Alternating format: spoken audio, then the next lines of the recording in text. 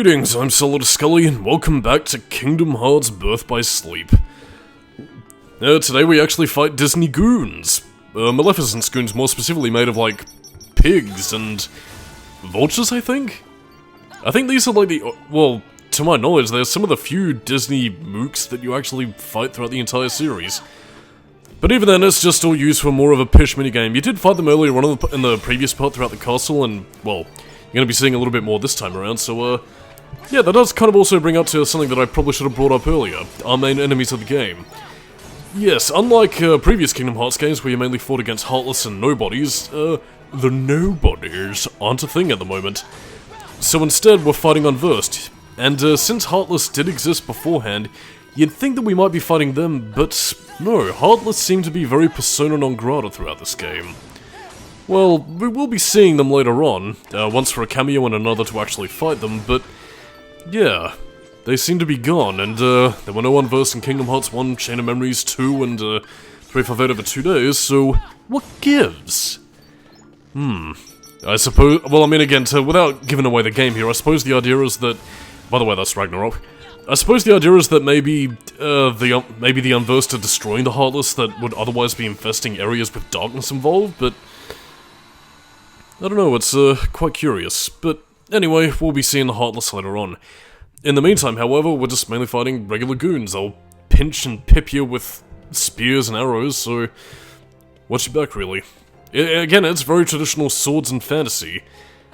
And not to mention what Ventus is also doing here, very traditional, like, fantasy stuff. Like, oh no, I'm a knight in Keyblade armor, I shall save the princess's heart. And I guess if this was any other story, or if, you know, we weren't treading into a fucking, like, Disney movie, Ventus would be that loving prince. But alas, no. And, yeah, also renaming some finishes. As you can see, not just with the Ass Blast, we also have Fart Flare, Flame Fart, Gold Digger, and of course the name that I'm trying to change that you can't really see at the moment is that I'm going to be calling Twisted Hours, Titty Twisters. And, yeah, as you can see here, like, your finishes do also progress in a certain line. Again, as you can see with Ventus's finishes, they do kind of progress in a line, and all characters do have their finishes progress, you know, from the original one stemming, with the rest of them being shared between different characters. Like, you know, Aqua and Terra will also get, you know, Gold Digger, Titty Twisters, and Flame Fart. So again, you do have certain elemental finishes that, some of which I'm able to get, others I'm not able to get, but I do make sure to try and show off all the finishes so that, you know, you'll be able to see, you know, characters with their own unique finishes. Again, you know, Ventus with Fart Flare or, you know, Titty Twisters or whatever, but others I'll just sort of show off where I can. I mean, again, the likes of Titty Twisters, Flame Fart, and all that sort of stuff, they're shared with all the other characters. It's just that, again, with Ventus, it's mainly his, you know, wind-based attack that you'll be seeing, hence, you know, Fart Flare.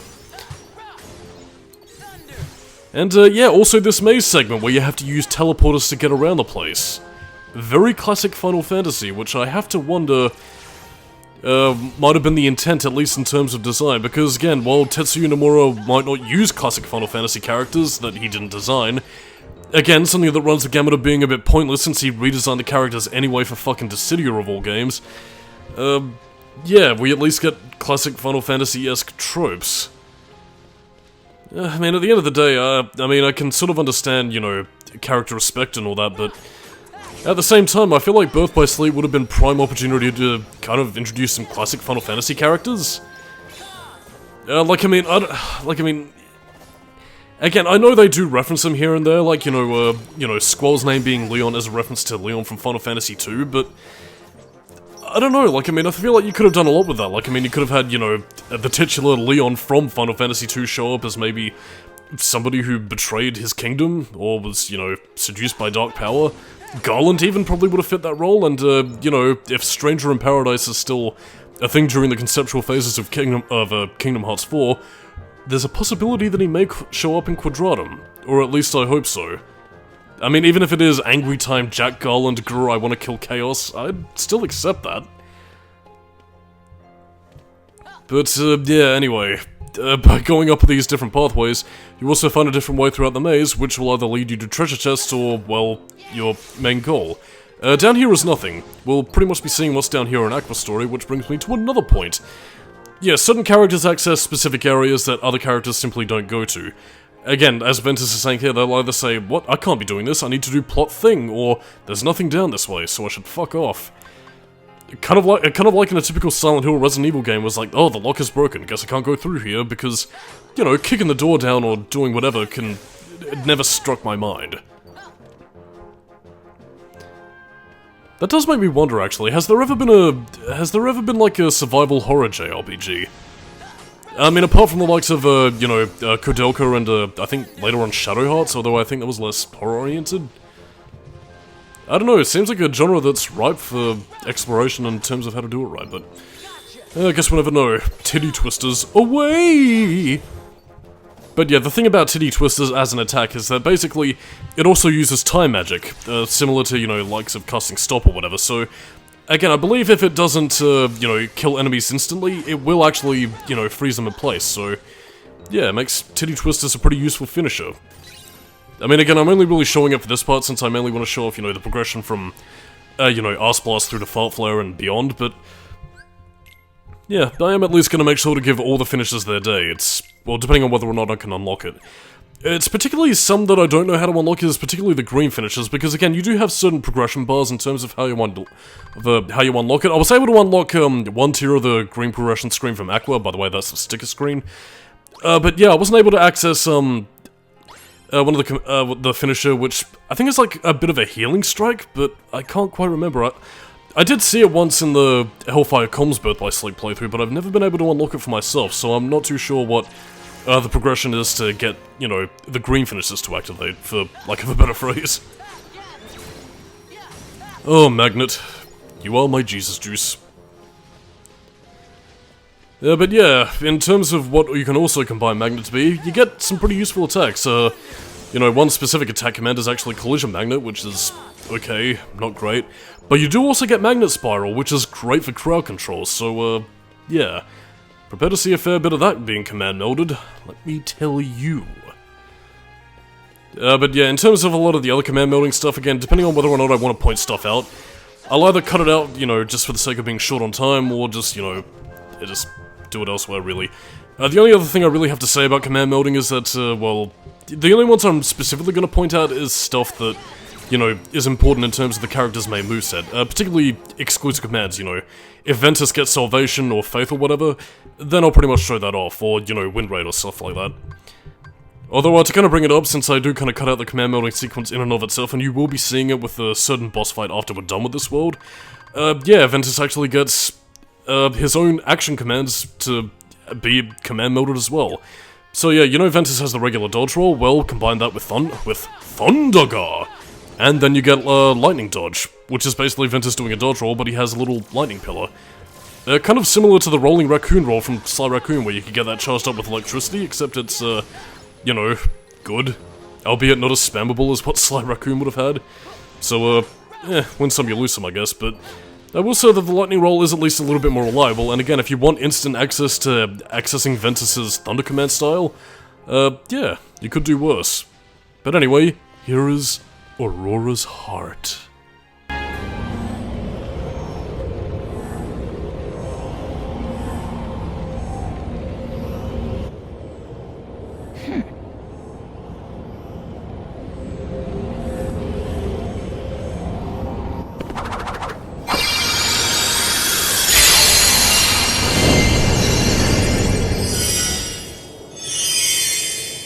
That should do it.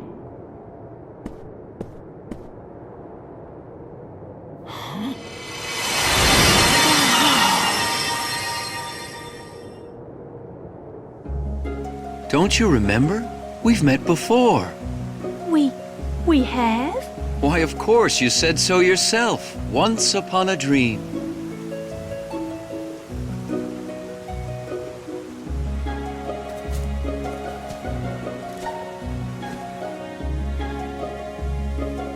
I never thought I would meet you.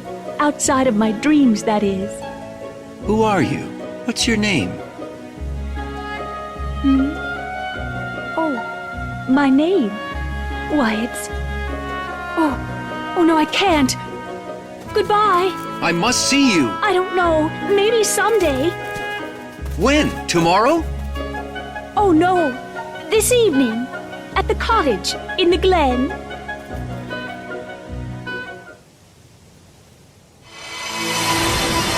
Oh my god, I was a Disney princess the whole time! Aurora's memory. She must have gotten her heart back. So her dream came true. Yes, not long ago. Dreams are very strong beliefs. Aurora's led her to her true love. I see you hold strong beliefs too, don't you, dear? Yep. You also have a strong light. All right, hurry! We can't stay here!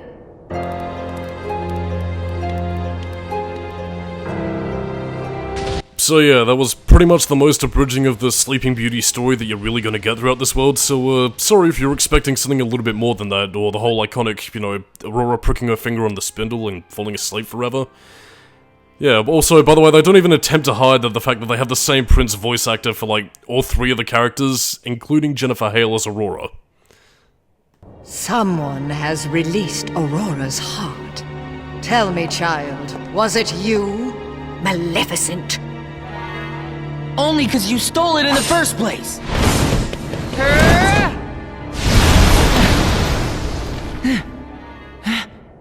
A keyblade. You must be Ventus. Huh? How do you know about me and the Keyblade? My powers ensure I'd know of the key to bringing me hearts. Terra gave me a demonstration. Terra? He was here? Why, yes. In fact, it was he who stole Princess Aurora's heart. That's a lie! I was asked to leave you unharmed, but it seems I have no choice.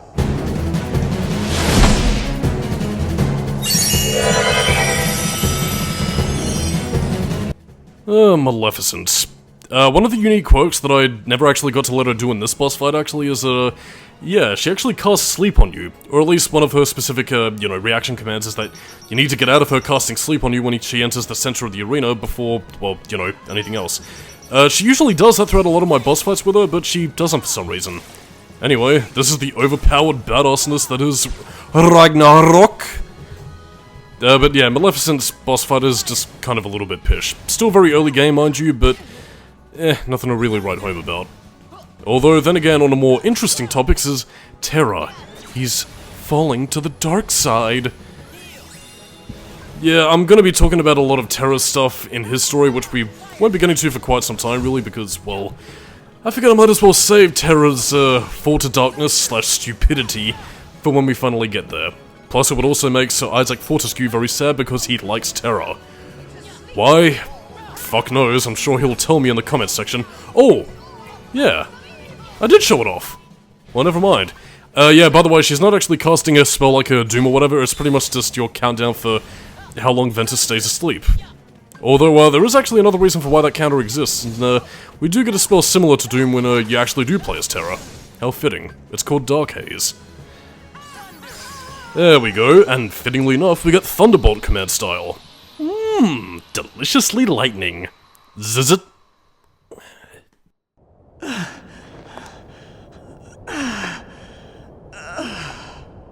There's no way Terra would hurt somebody like that. You don't believe me? That's unfortunate, for he agreed so easily. He did? Fen, don't be fooled! Aqua! Terra would never do that. You know that as well as I do. Yeah. The truth can be most cruel, even amongst the closest of friends.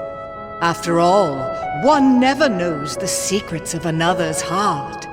I'm sure you'll agree, Ventus. Aqua.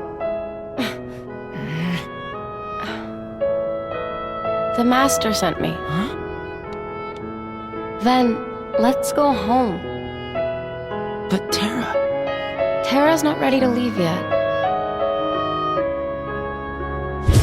Like right now, he's leaving you behind. And by the time you catch up, we'll be a different person.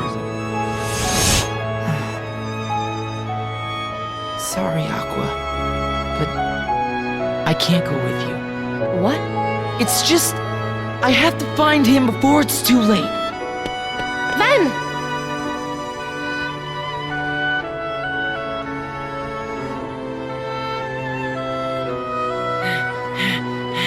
Terra, where are you?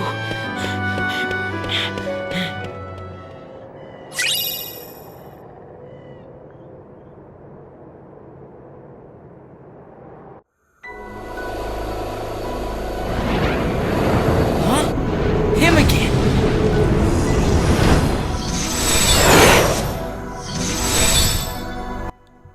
Okay, I'm gonna save a lot of my complaints about Ventus' story for a little bit later, just to err on positivity, but again, I can understand Ventus' motivations at this point, because again, it does make sense that he's conflicted about, you know, worrying about Terra falling to darkness, or, you know, if the Mask Boy actually meant what he said. Again, a lot of that makes sense. It's only after this upcoming boss battle and, you know, the subsequent world we visit, where things begin to get a little bit more dicey, and why Aqua should have just grabbed him by the scruff of the neck and said, "We're going home. No ifs, ands, or buts. Come with me, boy."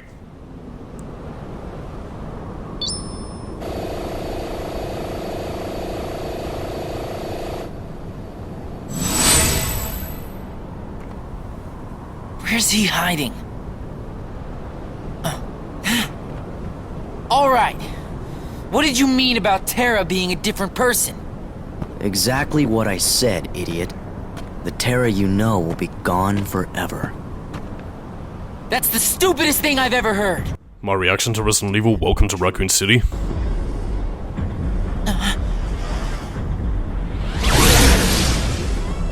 A Keyblade?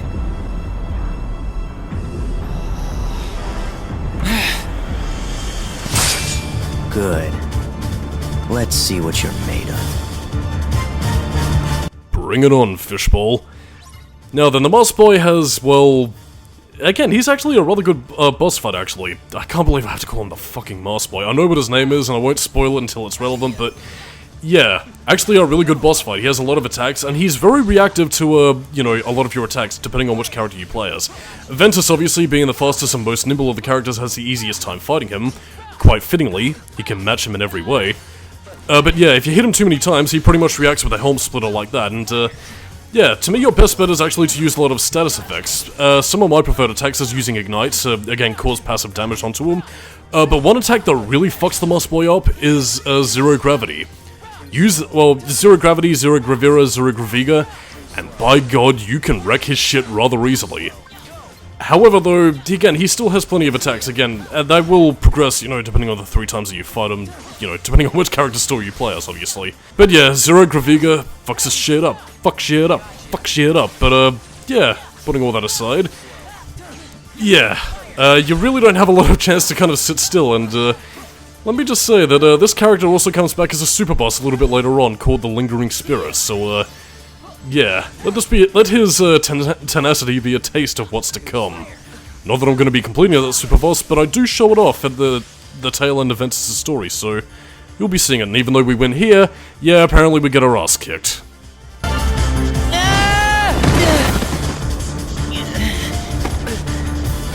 That really all you got?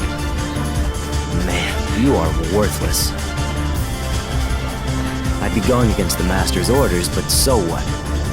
As far as I'm concerned, your job here is done.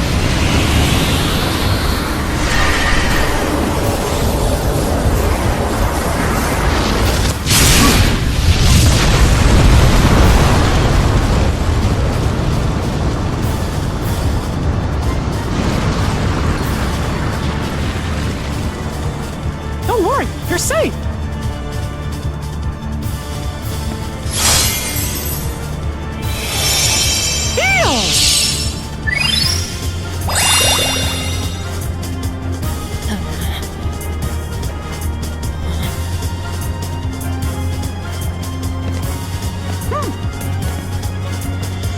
Tell me where you got that!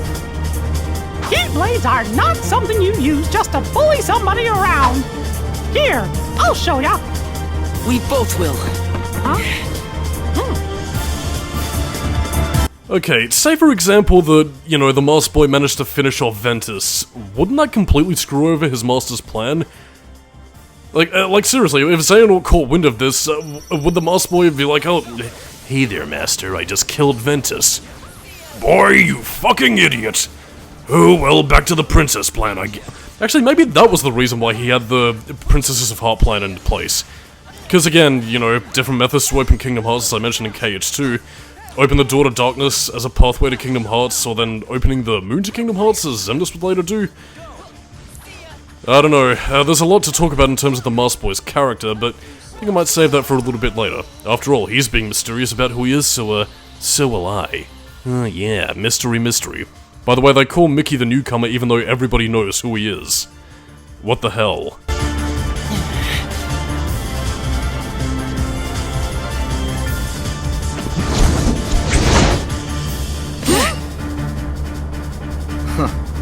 You win.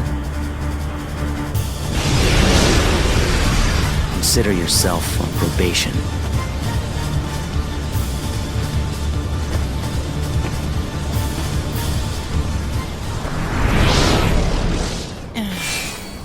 Probation? For what?